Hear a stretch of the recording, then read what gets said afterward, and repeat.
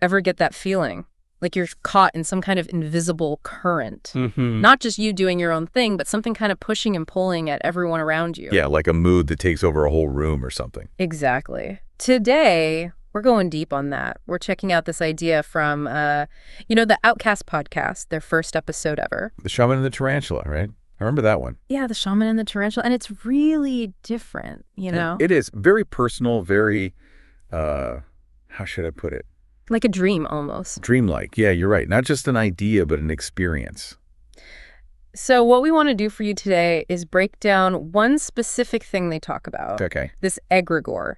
What it is, what it felt like to them. Because if it's out there, and this is how it shows up, we got to know. Right? Absolutely. It might even change how you see things, groups, even yourself. Definitely. And their story, it's full of these crazy images. Shamanic journeys, tarot cards. Oh, and this... Tarantula archetype, yeah. Yeah, the tarantula. And then facing this egregore thing head on. Like full confrontation. Head on, yeah. An egregore of the entire human condition. That's how they put it. Intense stuff. Okay, so let's start there. Egregore. What even is that?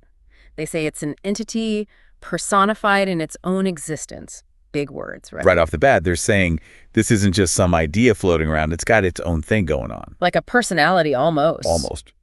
But bigger, you know? And then they hit us with this. An egregore of the entire human condition.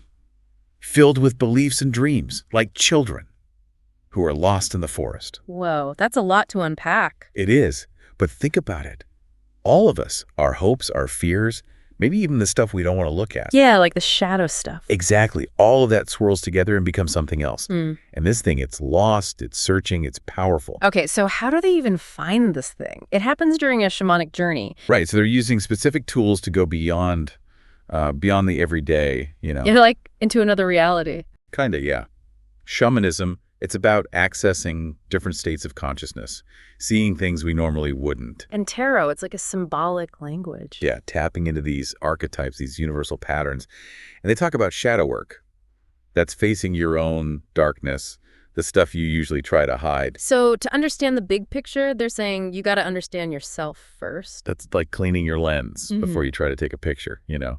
And they also talk about walking in multiple worlds. That's key. Okay, what does that even mean? It means being able to perceive on multiple levels, not just seeing this egregore as an idea, but actually experiencing it. Whoa, like you're in its world. Exactly. And within this world, there are these really striking figures, these archetypes, like the tarantula. Right, the tarantula. First, it represents the ability of knowing and having to admit to this honor. That's a bit cryptic. Yeah, the tarantula is all about truth, but not just any truth. It's the kind that you can't deny, even if it's uncomfortable. Okay, so it's like facing reality no matter what. Exactly. But then the tarantula's role changes. Later, it's actively vetting people. It becomes a protector. So it's not just about seeing the truth, but also about being careful who you let in. Yeah, discernment. That's huge when dealing with these powerful energies. Then there's the zebra. Someone in a dead end, duality, black and white, but also carefree and happy-go-lucky, maybe even addictive. This is someone stuck, but they're covering it up with a smile.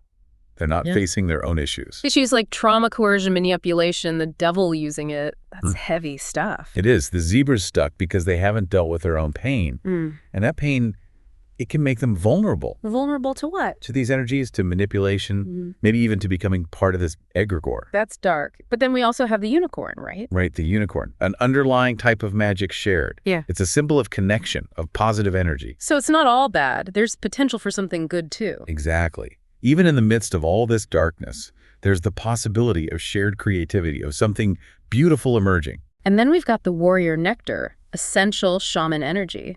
But they remind us to be a warrior is not easy.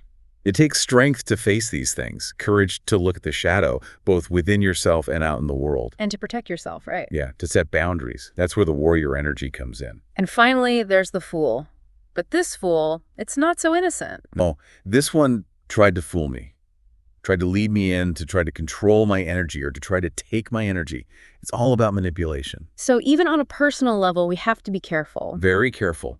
This full archetype reminds us that not everyone has good intentions. Some people, they want to drain you. Okay, so now we get to the big encounter, the egregore of the entire human condition. And it's in a dead end, blocked from movement, until it deals with its own stuff, its own trauma, coercion, manipulation. For devil using it. It's like this huge entity carrying all of humanity's baggage, and it can't move forward because it's weighed down by its own darkness. And get this, the source says, a vision is forced into happy-go-lucky, but there is a devil. That vision is sick. It's pretending to be something it's not, putting on a happy face while it's actually full of pain and manipulation. And why? Why pretend? The source says it wants to take energy to thieve, to do magic, to use my creative energy and power to do what they want by trying to pull me to them, to cause conflict. It's a full-on energy vampire. Absolutely. It needs to feed on something. And it does that by drawing people in, manipulating them, creating drama. That's where the boundaries come in, right? Yep. Being very discerning, vetting people. That tarantula archetype is crucial here. You have to protect yourself. Know who you're letting in, what energies you're allowing to influence you. This will not happen again. I don't accept it. Wow, that's powerful. They've been through it before, they know the pattern, and they're not letting it happen again. Yeah. They're calling on Great Spirit for protection, too. It's like they're putting up a shield. And that's important. Sometimes you need to call in reinforcements, whether it's your own spiritual strength or something bigger. They also use this great analogy, comparing the egregore to an octopus that entwines itself into everyone's business. This the adult parasite now. Only way to have addressed it was to do it collectively. Invasiveness is falsely believed to be close.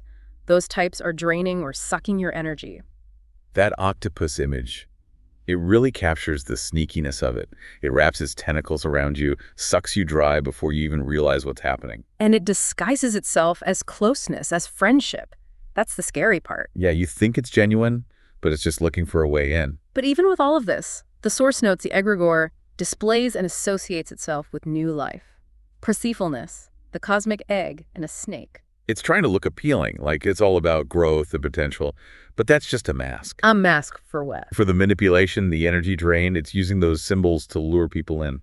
Which makes the next image even more striking. The false emperor is being struck down with lightning. That feels like a turning point. It is. It's like the truth is finally revealed, the facade is shattered, that false authority, that emperor, it's exposed for what it is.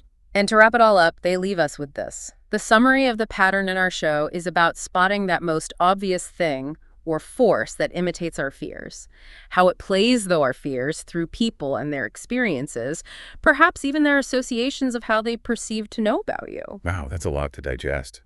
But it's really about paying attention, seeing the patterns in our lives, the things that keep showing up, especially the things that trigger our fears. It's like they're saying, know yourself, know what you're afraid of, and watch out for the things that try to use that against you. Exactly.